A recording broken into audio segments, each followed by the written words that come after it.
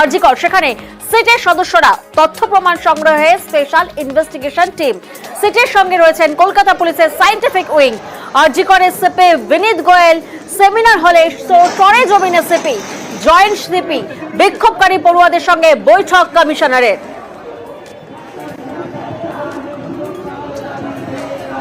আরজিকরের সিটের সদস্যরা যায় আজকে এবং আমরা দেখেছি যে আরজিকরের সিপি বিনীত গোয়েল তিনি পৌঁছান 5:30টার সময়, সেমিনার হল যান, পরিস্থিতি সরেজমিনে খতিয়ে দেখেন, সামগ্রিক পরিস্থিতি দেখেন এবং তারপরে বিক্ষোভকারী পড়ুয়াদের সঙ্গে বৈঠক কমিশনারের। প্রতিনিধি অনুপ এই মুহূর্তে আমাদের সঙ্গে রয়েছেন, সরাসরি অনুপের কাছে একবার যাব। অনুপ, আমরা দেখেছিলাম যে সিপি তিনি আরজিকরে পৌঁছানোর পর তিনি জরুরি বিভাগে যান, তিনি সেমিনার হলে যান, সামগ্রিক পরিস্থিতি খতিয়ে দেখেন এবং তারপরে বিক্ষোভকারী পড়ুয়াদের সঙ্গেও বৈঠক করেন। সেই বৈঠকে মূলত কোন কোন বিষয়ে কথা হয়েছে বলে কিছু জানা যাচ্ছে?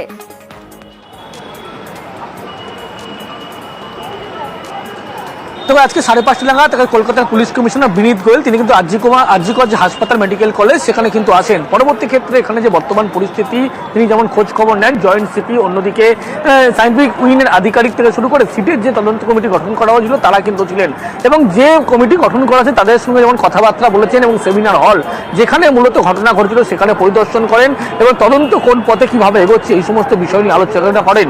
তারই পরবর্তী ক্ষেত্রে যা বিক্ষোভকারী আন্দোলনকারী যে ছাত্র পড়ুয়া যারা আন্দোলন করছে তাদের সঙ্গে কিন্তু বৈঠকে বসে। বৈঠকে মূলত যে আন্দোলনকারী একবার ছাত্র তারা বেশ কিছু দাবি দাবা রাখেন এবং যে নিরাপত্তা সুনিশ্চিত থেকে শুরু করে একাধিক এবং এই ঘটনায় সিসিটিভি যে ফুটেজের কথা বলা হচ্ছিল এই সিসিটিভি ফুটেজের কথা কিন্তু উল্লেখ করা হয়েছে এবং সেই ফুটেজ যে কমিটি গঠন করে তাদেরকে দেখানো হবে এমনটা স্পষ্ট করেছে, কিন্তু নিয়ম আইন অনুসারে কিন্তু এই ফুটেজ কাউকে দেওয়া যায় না। এবং শুধু তাই নয়, যে আন্দোলনকে যার সাথে কথা বলছে তাদের যে দাবি দাবা মানা হচ্ছে শুধু তাই নয়, যে সমস্ত অনুযায়ী লক্ষ্য করা যায় সেখানে আরও উল্লেখ করেন যে পোস্টমর্টমের রিপোর্ট ইতিমধ্যেই পুলিশের পক্ষ থেকে স্পষ্ট করা হচ্ছে, পুলিশ কমিশনার পরিবারের সঙ্গে কিন্তু পোস্টমর্টম রিপোর্ট শেয়ার করা হয়েছে এবং যে ছাত্র যাদের সঙ্গে মূলত বৈঠক হবে তাদেরকে সেই রিপোর্ট দেখানো হয়েছে, কিন্তু কোনোভাবে আইনি অনুযায়ী কিন্তু রিপোর্ট কাউকে উল্লেখভাবে দেওয়া যায় না। সেই কারণে সেই রিপোর্ট যেমন দেখানো হয়েছে এবং পরিবারের সঙ্গে গোটা বিষয় নিয়ে যেমন কথা হচ্ছে স্পষ্ট করা হয়েছে এবং যেভাবে পড়ুয়ারা আন্দোলন বা পথে নেমেছে সেই বিষয় নিয়ে কিন্তু তাদের সঙ্গে এক প্রকার বৈঠক চলে এবং বেশ কয়েক ঘন্টা বৈঠক, যে বৈঠকে ছাত্রদের পক্ষ থেকে কমিটি গঠন করা 5 জন আধিকারিক তারা যেমন ছিলেন, তারা এছাড়া জয়েন্ট সিপি অন্যদিকে হাসপাতাল কর্তৃপক্ষ তারা কিন্তু এই বৈঠকে ছিল। যে দেখা যায় যে বিনীত গোয়েল তিনি কিন্তু একেবারে 5:30 নাগাদ আরজিকর হাসপাতাল সেখানে পরিদর্শন করেন, তারপরে সেই সেমিনার হল এবং পরবর্তী ক্ষেত্রে যে আন্দোলন চলছে সেই আন্দোলন নিয়ে কিন্তু একেবারে কোন পরিস্থিতি কোন পর্যায়ে এই নিয়ে তাদের সঙ্গে বৈঠক করেন সব মিলিয়ে। বেশ, অ্যাজ পার ল তিনি আমাদের সঙ্গে কোঅপারেট করেছেন, যে যতটা আমাদের ছিল রিগার্ডিং পোস্টমর্টম আমাদেরকে জানিয়েছে। সিসিটিভি ফুটেজ সেখানে আমাদের যে কোশ্চেন ছিল সেটাও তিনি আমাদেরকে সহায়তা করেছেন। যদি সিস্টেম ফেলিওর হয় বা পার্সোনাল ফেলিওর হয় সেই হিসাবে পুলিশ কমিশনার অ্যাকশন খুব তাড়াতাড়ি নেবেন। আমাদের দাবি তো পূরণ হয়নি, আমাদের দাবি তো অ্যাডমিনিস্ট্রেশনের কাছে আছে, যারা ইনভেস্টিগেশন এজেন্সি তাদের কাছে আছে, তো কম্পেনসেশনের আছে।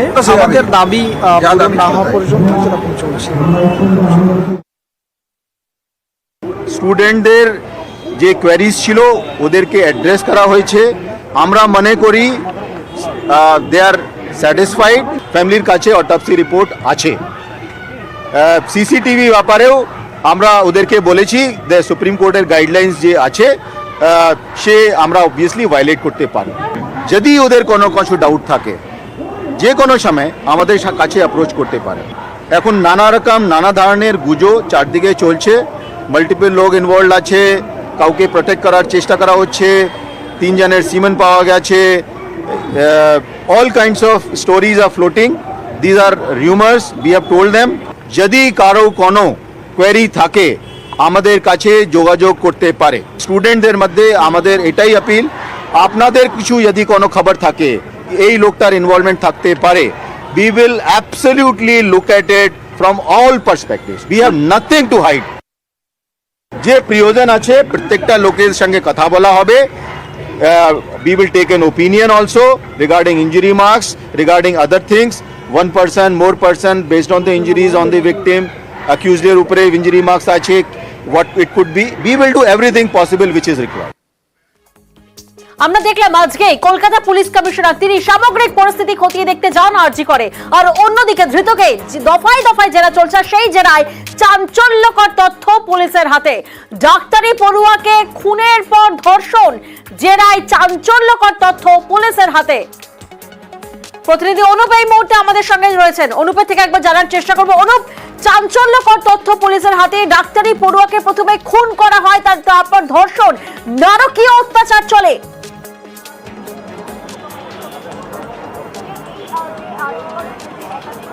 দেখ, একেবারে যে ঘটনা ঘটেছিল, নারকীয় যে অত্যাচার চলেছে এবং সেটা কিন্তু একেবারে স্পষ্ট।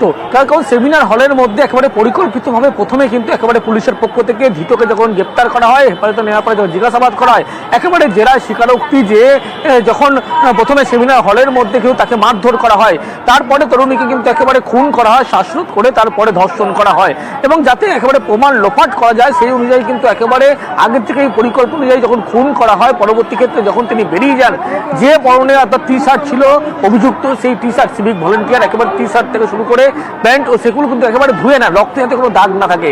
তারই পাশাপাশি পায়ের যে জুতো, পায়ের জুতোর নিচে যে রক্তের ছাপ ছিল সেটাও কিন্তু একেবারে ধুয়ে ফেলে, যাতে কোনোভাবে কোনো সন্দেহ না হয়, কোনোভাবে কোনো কিছু প্রকাশ্যে সামনে না আসে এবং তথ্য প্রমাণ লোপাট করা যায়। সেই কারণেই কিন্তু পরিকল্পিত এই ঘটনা ঘটানো হয়েছে এবং এমনটাই কিন্তু পুলিশি জেরা অপরাধের পর তথ্য প্রমাণ লোপাটের চেষ্টাও করে ধৃত সঞ্জয় রায়। অন্যদিকে এই যে চাঞ্চল্যকর তথ্য পুলিশের হাতে, সেটা মানসিক বিকৃতিটা কোন পর্যায়ে গেলে সম্ভব? তাহলে কি ইনি নেক্রোফিলিয়ায় আক্রান্ত? আমরা কথা বলেছিলাম মনোরোগ বিশেষজ্ঞ সব্যসাচী মিত্রের সঙ্গে, কি বলছেন তিনি শোনাবো আপনাদের। এইরকম ধরনের জঘন্য ক্রাইম যারা করে তাদের ইউরোপে একটা টার্ম আছে, সেটাকে বলে ডেঞ্জারাসলি সিভিয়ার পার্সোনালিটি ডিসঅর্ডার। যে মানুষটা ডেঞ্জারাসলি সিভিয়ার পার্সোনালিটি ডিসঅর্ডার, যে মানুষটা under the influence of substances, এবং যে মানুষটার ওই এরিয়ার মধ্যে একটা পলিটিক্যাল বলুন, সোশ্যাল বলুন, ফাইন্যান্সিয়াল বলুন পাওয়ার আছে, সেই মানুষটা এই তিনটে, এটা খুব কম্বাস্টিবল একখানা অ্যাফিলিয়েশন, এবং সেখান থেকেই এই ঘটনাটা উনি ঘটাতে পেরেছেন।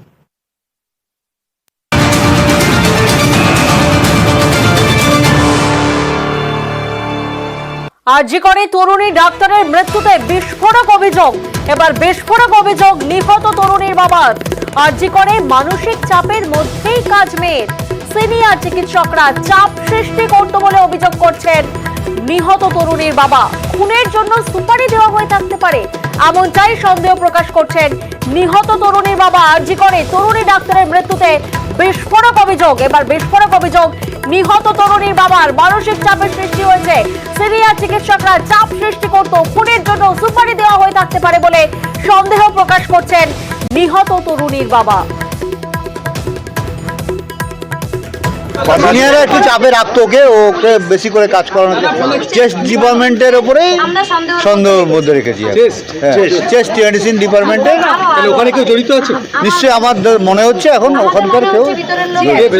তাকে যে সুপারি দেওয়া হয়নি তার কি গ্যারান্টি আছে? হ্যাঁ, টাকা দিয়ে করানো হয়নি সেটা তো আমরা পারফেক্টলি বলতে পারবো না। না, হিংসা জিনিসটা সবার আগে, এরকম কোনো ঘটনা হতে পারে। এটা চাপে ছিল, ও পেশেন্টের ট্রিটমেন্ট করতে চাইতো কিন্তু পারতো না, বাধা দিত, পারতো না, উপর থেকে বাধা। যারা সিনিয়র ডাক্তার তারা সহযোগিতা করতো না ঠিক মতো। আমার মেয়ে বলতো আমার আরজি করে যেতে আর ভালো লাগে না, কাজ ঠিক মতো করতে পারে না, সেই জন্য ঠিক মতো করতে পারে না। না না না না না, র্যাগিং এর শিকার হয়নি। 5 জন ডিউটি করছে, তারপরে 4 জন ছেলে 1 জন মেয়ে।